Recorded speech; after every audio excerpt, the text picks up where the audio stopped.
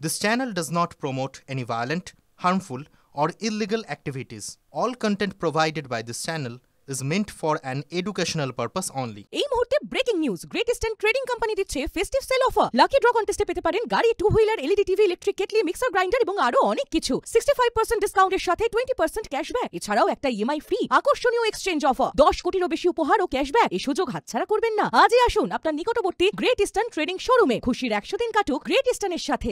গুলশান কলোনিতে দুষ্কৃতী তাণ্ডবের ঘটনায় গ্রেফতার করা হয়েছে আরো একজনকে। এই নিয়ে মোট গ্রেফতার 4। সুজয় থেকে জানবো আরো তথ্য। সুজয়, দেখো, সিসিটিভি ফুটেজে চিহ্নিত করার পর মোহাম্মদ অম্বর বলে এক যুবককে গ্রেফতার করা হয়েছে গুলশান কলোনিতে যে অশান্তির ঘটনা ঘটেছিল, বোমাবাজির ঘটনা ঘটেছিল সেই ঘটনায়।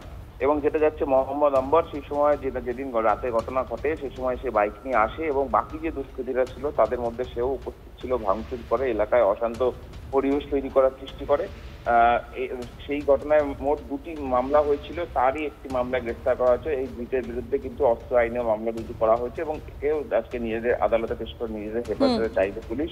দুটি ক্ষেত্রে লালবাজার গোয়েন্দা বিভাগ তদন্তের দায়িত্বে রয়েছে। তারা মূলত দেখার চেষ্টা করছে যে কার নির্দেশে এবং কেন এই অশান্তির ঘটনা, বোমাবাজির ঘটনা বা অস্ত্র নিয়ে তারা সেখানে পৌঁছেছিল, মূল উদ্দেশ্য কি ছিল, এলাকায় একটা ভয়ের পরিবেশ তৈরি করা, নাকি এলাকার দখল নিজেদের হাতে রাখা, নাকি পুরনো যে সিন্ডিকেটের বিবাদ সেই সিন্ডিকেটের বিবাদের কারণে এই ঘটনা ঘটেছে, সমস্তটাই পুলিশ খতিয়ে দেখছে।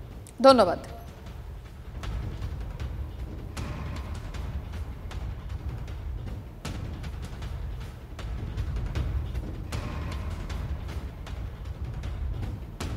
কসবার গুলশান কলোনিতে আবার গুলি বোমার শাসন, পর পড়ল বোমা, অবাধে ভাঙচুর। এই ঘটনায় গ্রেফতার করা হয়েছে এখনো পর্যন্ত 4 জনকে, কিন্তু এখনো মূল অভিযুক্ত সে অধরা। মন্ত্রী তথা তৃণমূল বিধায়ক ও কাউন্সিলরের বিবাদেই কি আবারও অগ্নিগর্ভ হয়ে উঠল এলাকা? আর পিছনে কাঁচা টাকার কারবার।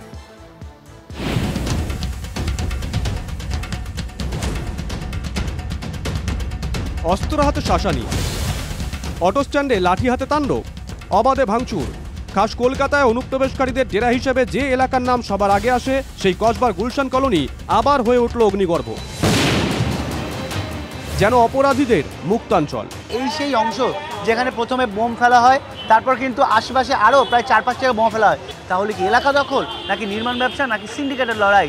এই প্রশ্নই কিন্তু রীতিমতো সন্দিহান এখানকার মানুষজন। অনুপ্রবেশের ঘাঁটিতে কেন এত গণ্ডগোল? স্থানীয় বাসিন্দাদের একাংশ বলছেন, এলাকার তৃণমূল কাউন্সিলর সুশান্ত ঘোষের সঙ্গে মন্ত্রী তথা কসবার বিধায়ক জাবেদ খানের এলাকা দখলের লড়াইয়ের জের। বৃহস্পতিবার রাতে মন্ত্রীর অনুগামীরা তাণ্ডব চালায় বলে অভিযোগ। বেছে বেছে হামলা হয় সুশান্ত ঘোষের অনুগামীদের বাড়িতে। ফিরোজের নাম দাবি করা হচ্ছে, নিশ্চয়ই ওদেরই ছেলে ছিল 100%। ঘটনার মাস্টারমাইন্ড তো ওই, আতঙ্ক করার জন্য তো মাস্টারমাইন্ড তো ওই করছে। আমি ইনলিগাল বিল্ডিং একটা ফটো আপলোড করেছিলাম, আমাদের মেয়র তা বলেছিলাম কি ইনলিগাল কাজ নতুন করে হবে না। আমি ফটো আপলোড করেছি বলে আমার পিছনে 50 লোক লাগিয়ে দিয়েছে। অনুপ্রবেশ থেকে জলাজমি ভরাট করে বেআইনি নির্মাণ, কয়েক বর্গ কিলোমিটারে পরপর বহুতল। আর এই সমস্ত বেআইনি নির্মাণ ঘিরে গজিয়ে ওঠা সিন্ডিকেটের বিবাদী অপরাধের কারণ বলে অভিযোগ। আর সেখানেই বারবার জড়িয়ে যাচ্ছে তৃণমূলের দুই পক্ষের নাম। ওইখানে যাই না, সুশান্ত দেখে, ওটা সুশান্ত বলতে পারবে। অন্য জায়গা কোনো জায়গা হচ্ছে না, কসবার মধ্যে শুধু 108-এর মধ্যে হচ্ছে। কি ব্যাপারটা খুঁজিয়ে দেখতে হবে, যেখানে টাকা উঠছে, ইললিগাল কাজ হচ্ছে। গুলশানে বেআইনি কাজ হতো, টাকা উঠতো, সেই টাকা তফসিয়ার লোকরা খেয়ে যেত এবং সেটা বন্ধ হয়ে যাওয়াতেই কিন্তু আক্রোশ থেকে এই ঘটনাগুলো ঘটছে। বিধায়ক এবং কাউন্সিলরের অনুগামীদের মধ্যে এই গুলশান কলোনির প্লট বিক্রি করা থেকে যাবতীয় অপকর্মের জন্য যে লড়াই চলছে, সে লড়াই প্রকাশ্যে আসছে। গুলশান কলোনি মার্টিনপাড়ায় প্রায় 2 লক্ষ মানুষ বসবাস করলেও সেখানে ভোটারের সংখ্যা মাত্র 2800। গুলশান কলোনি আর দুষ্কর্মের ঘটনা যেন সমর্থক। ফেব্রুয়ারি 2022 প্রমোটিং বিবাদে গুলি চলার অভিযোগ ওঠে। জানুয়ারি 2022 নির্মীয়মান বাড়ি থেকে তাজা বোমা উদ্ধার হয়। ডিসেম্বর 2021 গুলশান কলোনি থেকে গ্রেপ্তার কয়েকজন বাংলাদেশি যুবক। কলকাতার বাকি অংশের অপরাধের চালচিত্র ওঠানামা করলেও গুলশান কলোনি আছে গুলশান কলোনিতেই। সায়ন্ত ভট্টাচার্যের রিপোর্ট, TV9 বাংলা। গুলশান কলোনিতে গুলি বোমা, জানেনই না মেয়র। কলকাতার 108 নম্বর ওয়ার্ডে তৃণমূল কাউন্সিলরের অনুগামীদের বাড়ি দোকানে হামলা হয়েছে। কলকাতার মেয়র তথা রাজ্যের পুরমন্ত্রী ফেরহাদ হাকিম কিছু জানেন না। কসবার বিধায়ক ঘনিষ্ঠ বলে পরিচিত মিন্নি ফিরোজের বিরুদ্ধে হামলার অভিযোগ, যাকে এখনো ধরা যায়নি। ফেরহাদ হাকিম বলেছেন, আমার জানা নেই কিছু।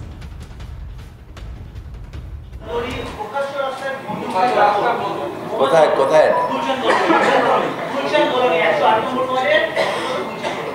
কোথায় এটা আমার জানা নেই, আমি কি করে আমি জানি না ব্যাপারটা।